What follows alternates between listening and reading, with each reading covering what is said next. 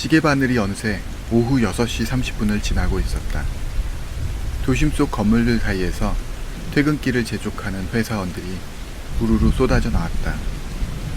나 또한 그들 사이에서 부대낀 채 터덜터덜 정류장으로 향했다. 오늘따라 계속해서 버스가 10,000원이었다. 평소 같으면 10,000원 버스라도 몸을 실었겠지만 오늘은 뭔가 사람들 부리에 끼고 싶지 않았다. 나는 저기 멀리 헤드라이트 불빛을 빛내며 다가오던 택시를 잡았다. 망원동으로 가주세요. 택시는 유유히 직장인 무리를 빠져나가 목적지를 향해 출발했다. 뒷좌석에 앉아 창을 반쯤 내리고 밖으로 손을 뻗었다. 손끝에 닿는 쌀쌀한 공기가 가을임을 짐작하게 한다.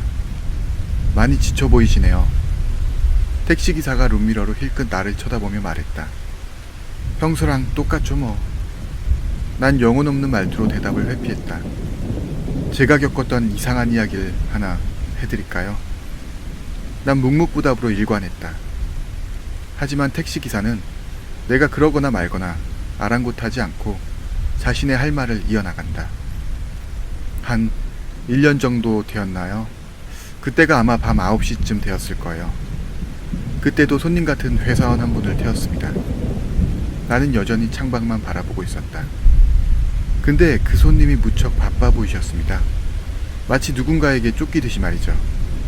무슨 일이냐고 물어보니 대답하지 않고 무작정 어디든 가달라고 하는 겁니다. 하여튼 저는 알겠다고 하고 앞에 보이던 표지판을 따라 길을 갔습니다. 택시기사는 감정이 없는 눈빛으로 말을 이어나갔다. 룸미러 너머의 뒷좌석에 있는 나를 응시했다.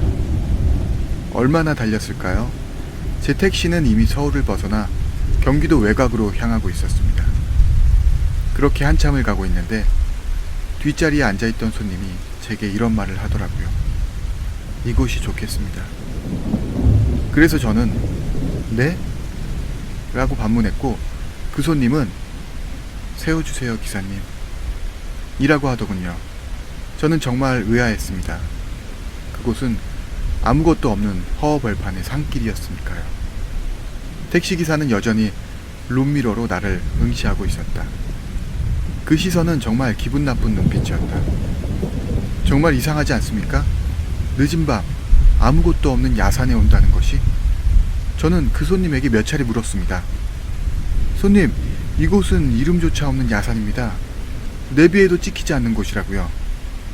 라고 말이죠. 하지만 손님은 네, 저도 알아요. 그러니까 이곳이 제격이라는 겁니다. 라고 말하며 자신의 구두끈을 풀더라고요. 그리고 내려서 옆에 있던 나무에 그 끈을 묶기 시작했습니다. 저는 허겁지겁 손님에게 달려가 행동을 말렸습니다.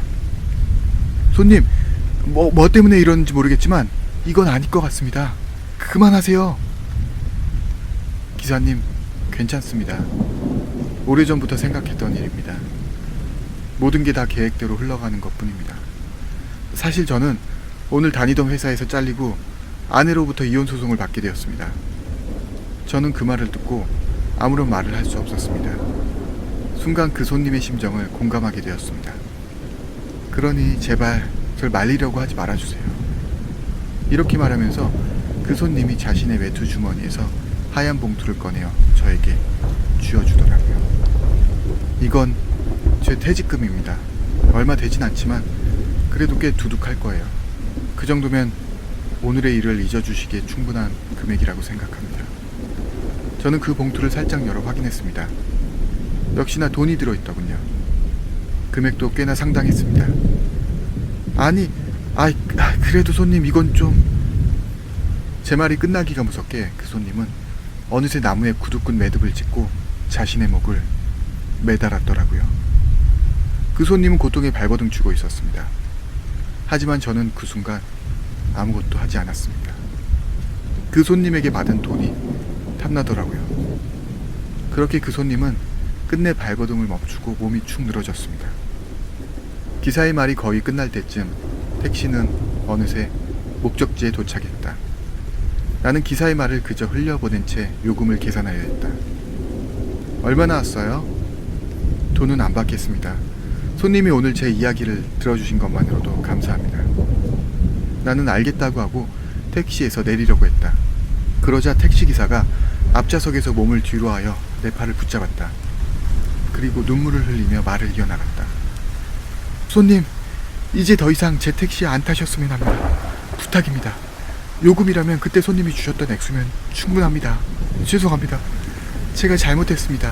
그때 손님의 돈을 받으면 안 되는 건데. 그날 이후부터 계속해서 손님이 제 택시에 탔고 이 이야기를 몇 번이나 반복했는지 모르겠습니다. 이제 그만 저를 용서해 주십시오. 나는 그 말을 듣고 그 자리에 가만히 멈춰 있었다. 그저 멍하니 택시기사만 바라볼 뿐이었다. 나는 누구지? 시계바늘이 어느새 오후 6시 30분을 지나고 있었다. 도심 속 건물들 사이에서 퇴근길을 재촉하는 회사원들이 우르르 쏟아져 나왔다. 나 또한 그들 사이에서 부대낀 채 터덜터덜 정류장으로 향했다.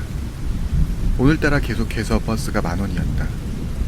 평소 같으면 10,000원 버스라도 몸을 실었겠지만 오늘은 뭔가 사람들 무리에 끼고 싶지 않았다. 나는 저기 멀리 헤드라이트 불빛을 빛내며 다가오던 택시를 잡았다. 망원동으로 가주세요. 택시는 유유히 직장인 무리를 빠져나가 목적지를 향해 출발했다. 뒷좌석에 앉아 창을 반쯤 내리고 밖으로 손을 뻗었다. 손끝에 닿는 쌀쌀한 공기가 가을임을 짐작하게 한다. 많이 지쳐 보이시네요.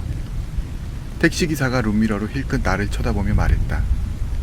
평소랑 똑같죠 뭐. 난 영혼 없는 말투로 대답을 회피했다. 제가 겪었던 이상한 이야기를 하나 해드릴까요? 난 묵묵부답으로 일관했다. 하지만 택시기사는 내가 그러거나 말거나 아랑곳하지 않고 자신의 할 말을 이어나간다. 한 1년 정도 되었나요? 그때가 아마 밤 9시쯤 되었을 거예요. 그때도 손님 같은 회사원 한 분을 태웠습니다. 나는 여전히 창밖만 바라보고 있었다. 근데 그 손님이 무척 바빠 보이셨습니다. 마치 누군가에게 쫓기듯이 말이죠. 무슨 일이냐고 물어보니 대답하지 않고 무작정 어디든 가달라고 하는 겁니다. 하여튼 저는 알겠다고 하고 앞에 보이던 표지판을 따라 길을 갔습니다. 택시기사는 감정이 없는 눈빛으로 말을 이어나갔다. 룸미러 너머의 뒷좌석에 있는 나를 응시했다. 얼마나 달렸을까요?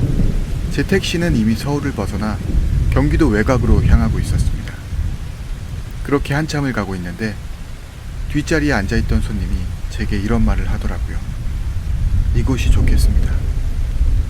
그래서 저는 네? 라고 반문했고 그 손님은 세워주세요 기사님 이라고 하더군요. 저는 정말 의아했습니다. 그곳은 아무것도 없는 허허벌판의 산길이었으니까요. 택시기사는 여전히 룸미러로 나를 응시하고 있었다. 그 시선은 정말 기분 나쁜 눈빛이었다. 정말 이상하지 않습니까? 늦은 밤 아무것도 없는 야산에 온다는 것이? 저는 그 손님에게 몇 차례 물었습니다. 손님, 이곳은 이름조차 없는 야산입니다. 내비에도 찍히지 않는 곳이라고요. 라고 말이죠. 하지만 손님은 네, 저도 알아요. 그러니까 이곳이 제격이라는 겁니다. 라고 말하며 자신의 구두끈을 풀더라고요. 그리고 내려서 옆에 있던 나무에 그 끈을 묶기 시작했습니다. 저는 허겁지겁 손님에게 달려가 행동을 말렸습니다. 손님, 뭐 때문에 이러는지 모르겠지만 이건 아닐 것 같습니다. 그만하세요. 기사님, 괜찮습니다. 오래전부터 생각했던 일입니다. 모든 게 다 계획대로 흘러가는 것뿐입니다. 사실 저는 오늘 다니던 회사에서 잘리고 아내로부터 이혼 소송을 받게 되었습니다. 저는 그 말을 듣고 아무런 말을 할 수 없었습니다. 순간 그 손님의 심정을 공감하게 되었습니다. 그러니 제발 절 말리려고 하지 말아주세요. 이렇게 말하면서 그 손님이 자신의 외투 주머니에서 하얀 봉투를 꺼내어 저에게 쥐어주더라고요. 이건 제 퇴직금입니다. 얼마 되진 않지만 그래도 꽤 두둑할 거예요. 그 정도면 오늘의 일을 잊어주시기에 충분한 금액이라고 생각합니다. 저는 그 봉투를 살짝 열어 확인했습니다. 역시나 돈이 들어있더군요. 금액도 꽤나 상당했습니다. 그래도 손님 이건 좀... 제 말이 끝나기가 무섭게 그 손님은 어느새 나무에 구두끈 매듭을 짓고 자신의 목을 매달았더라고요. 그 손님은 고통에 발버둥 치고 있었습니다. 하지만 저는 그 순간 아무것도 하지 않았습니다. 그 손님에게 받은 돈이 탐나더라고요. 그렇게 그 손님은 끝내 발버둥을 멈추고 몸이 축 늘어졌습니다.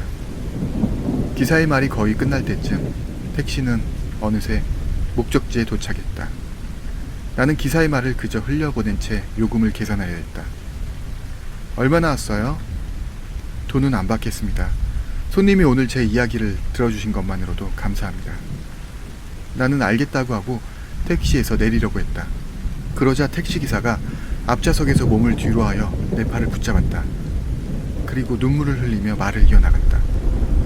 손님, 이제 더 이상 제 택시에 안 타셨으면 합니다. 부탁입니다. 요금이라면 그때 손님이 주셨던 액수면 충분합니다. 죄송합니다. 제가 잘못했습니다. 그때 손님의 돈을 받으면 안 되는 건데 그날 이후부터 계속해서 손님이 제 택시에 탔고 이 이야기를 몇 번이나 반복했는지 모르겠습니다. 이제 그만 저를 용서해 주십시오. 나는 그 말을 듣고 그 자리에 가만히 멈춰 있었다. 그저 멍하니 택시기사만 바라볼 뿐이었다. 나는 누구지? 시계바늘이 어느새 오후 6시 30분을 지나고 있었다. 도심 속 건물들 사이에서 퇴근길을 재촉하는 회사원들이 우르르 쏟아져 나왔다. 나 또한 그들 사이에서 부대낀 채 터덜터덜 정류장으로 향했다. 오늘따라 계속해서 버스가 10,000원이었다. 평소 같으면 10,000원 버스라도 몸을 실었겠지만 오늘은 뭔가 사람들 무리에 끼고 싶지 않았다. 나는 저기 멀리 헤드라이트 불빛을 빛내며 다가오던 택시를 잡았다. 망원동으로 가주세요. 택시는 유유히 직장인 무리를 빠져나가 목적지를 향해 출발했다. 뒷좌석에 앉아 창을 반쯤 내리고 밖으로 손을 뻗었다. 손끝에 닿는 쌀쌀한 공기가 가을임을 짐작하게 한다. 많이 지쳐 보이시네요. 택시기사가 룸미러로 힐끗 나를 쳐다보며 말했다. 평소랑 똑같죠 뭐. 난 영혼 없는 말투로 대답을 회피했다. 제가 겪었던 이상한 이야기를 하나 해드릴까요? 난 묵묵부답으로 일관했다. 하지만 택시기사는 내가 그러거나 말거나 아랑곳하지 않고 자신의 할 말을 이어나갔다. 한 1년 정도 되었나요? 그때가 아마 밤 9시쯤 되었을 거예요. 그때도 손님 같은 회사원 한 분을 태웠습니다. 나는 여전히 창밖만 바라보고 있었다. 근데 그 손님이 무척 바빠 보이셨습니다. 마치 누군가에게 쫓기듯이 말이죠. 무슨 일이냐고 물어보니 대답하지 않고 무작정 어디든 가달라고 하는 겁니다. 하여튼 저는 알겠다고 하고 앞에 보이던 표지판을 따라 길을 갔습니다. 택시기사는 감정이 없는 눈빛으로 말을 이어나갔다. 룸미러 너머의 뒷좌석에 있는 나를 응시했다. 얼마나 달렸을까요? 제 택시는 이미 서울을 벗어나 경기도 외곽으로 향하고 있었습니다. 그렇게 한참을 가고 있는데 뒷자리에 앉아있던 손님이 제게 이런 말을 하더라고요. 이곳이 좋겠습니다. 그래서 저는 네? 라고 반문했고 그 손님은 세워주세요 기사님 이라고 하더군요. 저는 정말 의아했습니다. 그곳은 아무것도 없는 허허벌판의 산길이었으니까요. 택시기사는 여전히 룸미러로 나를 응시하고 있었다. 그 시선은 정말 기분 나쁜 눈빛이었다. 정말 이상하지 않습니까? 늦은 밤 아무것도 없는 야산에 온다는 것이? 저는 그 손님에게 몇 차례 물었습니다. 손님, 이곳은 이름조차 없는 야산입니다. 내비에도 찍히지 않는 곳이라고요. 라고 말이죠. 하지만 손님은 네, 저도 알아요. 그러니까 이곳이 제격이라는 겁니다. 라고 말하며 자신의 구두끈을 풀더라고요. 그리고 내려서 옆에 있던 나무에 그 끈을 묶기 시작했습니다. 저는 허겁지겁 손님에게 달려가 행동을 말렸습니다. 손님, 뭐 때문에 이러는지 모르겠지만 이건 아닐 것 같습니다. 그만하세요. 기사님, 괜찮습니다. 오래전부터 생각했던 일입니다. 모든 게 다 계획대로 흘러가는 것뿐입니다. 사실 저는 오늘 다니던 회사에서 잘리고 아내로부터 이혼 소송을 받게 되었습니다. 저는 그 말을 듣고 아무런 말을 할 수 없었습니다. 순간 그 손님의 심정을 공감하게 되었습니다. 그러니 제발 절 말리려고 하지 말아주세요. 이렇게 말하면서 그 손님이 자신의 외투 주머니에서 하얀 봉투를 꺼내어 저에게 쥐어주더라고요. 이건 제 퇴직금입니다. 얼마 되진 않지만 그래도 꽤 두둑할 거예요. 그 정도면 오늘의 일을 잊어주시기에 충분한 금액이라고 생각합니다. 저는 그 봉투를 살짝 열어 확인했습니다. 역시나 돈이 들어있더군요. 금액도 꽤나 상당했습니다. 그래도 손님 이건 좀... 제 말이 끝나기가 무섭게 그 손님은 어느새 나무에 구두끈 매듭을 짓고 자신의 목을 매달았더라고요. 그 손님은 고통에 발버둥 치고 있었습니다. 하지만 저는 그 순간 아무것도 하지 않았습니다. 그 손님에게 받은 돈이 탐나더라고요. 그렇게 그 손님은 끝내 발버둥을 멈추고 몸이 축 늘어졌습니다. 기사의 말이 거의 끝날 때쯤 택시는 어느새 목적지에 도착했다. 나는 기사의 말을 그저 흘려보낸 채 요금을 계산하여 했다. 얼마 나왔어요? 돈은 안 받겠습니다. 손님이 오늘 제 이야기를 들어주신 것만으로도 감사합니다. 나는 알겠다고 하고 택시에서 내리려고 했다. 그러자 택시기사가 앞좌석에서 몸을 뒤로 하여 내 팔을 붙잡았다. 그리고 눈물을 흘리며 말을 이어나갔다. 손님, 이제 더 이상 제 택시에 안 타셨으면 합니다. 부탁입니다. 요금이라면 그때 손님이 주셨던 액수면 충분합니다. 죄송합니다. 제가 잘못했습니다. 그때 손님의 돈을 받으면 안 되는 건데 그날 이후부터 계속해서 손님이 제 택시에 탔고 이 이야기를 몇 번이나 반복했는지 모르겠습니다. 이제 그만 저를 용서해 주십시오. 나는 그 말을 듣고 그 자리에 가만히 멈춰 있었다. 그저 멍하니 택시기사만 바라볼 뿐이었다. 나는 누구지?